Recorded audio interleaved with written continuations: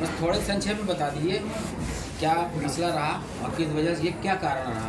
आपका एक video viral हुआ, क्या कुछ घटना घटित हुई आपके साथ?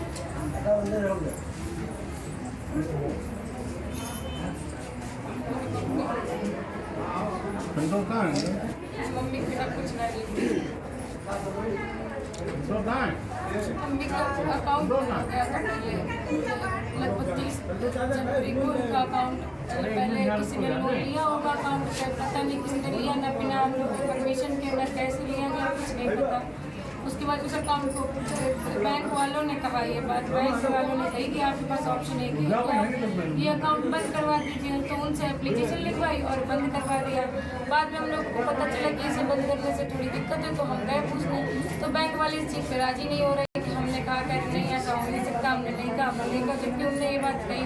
फिर हमने कहा चलो हो गया तो हो गया, उस अकाउंट को लेके हम लोग पहले ऑफिस गए, ऑफिस में भी किसी ढंग से बात नहीं करी, बहुत बुरी तरीके से बोल रहे, करे वाह वाह तुमने बहुत अच्छा काम किया है, तुमने बहुत अच्छा काम किया है। जो उनके चपरासी हैं, जो उनके सर हैं, बहुत बुरी तरीके से बात कर रहे हैं। इतना हम लोगों ने कहा, दया प्रसाद सर को भी बताया, उनने कहा बात करेंगे बात करेंगे, बात करते करते 5-6 दिन बीत गए। मम्मी को टेंशन लग रही है, अब जो इंसान एक नौकरी पर ही आधारित है, उसे पैसा नहीं मिलेगा तो वो तो परेशान होएगा ही होएगा। फिर हम लोग इसे लेके CDPO के पास गए, CDPO ने कहा DPO से बात करो, तो हम लोग उस एप्लीकेशन को लेके DPO से गए। हम लोगों ने सोचा कि वो सही से बात करेंगे, उनने हम लोगों से इतनी बुरी तरीके से बात करी, मेरी मम्मी को इतना डांटा, इतनी बुरी तरीके से बात करी। किस विभाग में आपकी माताजी कार्यरत थी? क्या आंगनबाड़ी कार्यकर्त्री क्या नाम था उनका? प्रीति। उनकी तबीयत कब बिगड़ी थी?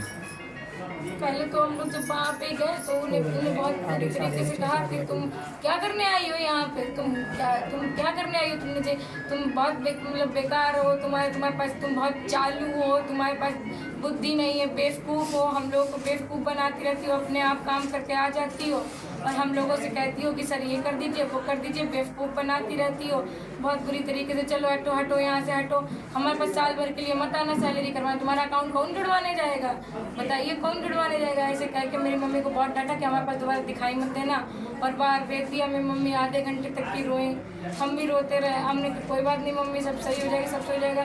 मम्मी के पास उम्मीद थी कि 1 महीने में या कुछ में जुड़ जाएगा, ये लोग जोड़ ही नहीं रहे। BLO में भी ड्यूटी लगवा दी, रोज़ यहाँ से वहाँ तक जाना, किराया खर्चा सब कुछ, और मम्मी की तबीयत खराब। मम्मी कह रही मेरी तबीयत नहीं सही है, अब आप क्या चाह काम रही नहीं हैं? कर अब आप क्या पाएंगे। चाह रही हैं?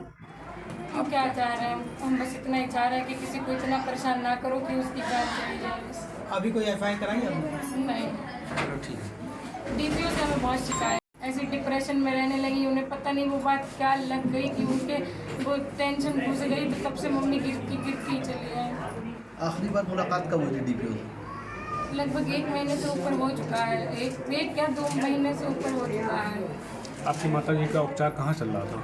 उपचार तो शेखर अस्पताल के यहाँ चल रहा था। घटना कब घटित हुई है? घटना कल मम्मी का देहांत हुआ है। शेखर अस्पताल वाले भी पहले कह रहे कि सही कर देंगे सही कर देंगे सही कर देंगे, लास्ट स्टेज पे बताया कि नहीं अब हमारे पास इतनी सुविधा नहीं है, आप लारी लेके जाइए। जब आपके पास इतनी सुविधा नहीं थी तो आपने एडमिट क्यों किया? एडमिट ही नहीं करते। उनको बाद में पता चला कि निमोनिया है और ग्लूकोज भी चढ़ाया, ठंड से उनको एलर्जी थी, हमने ये बात बताई भी, पता नहीं किसका क्या है क्या नहीं। मेरी मम्मी तो चली गई, अब क्या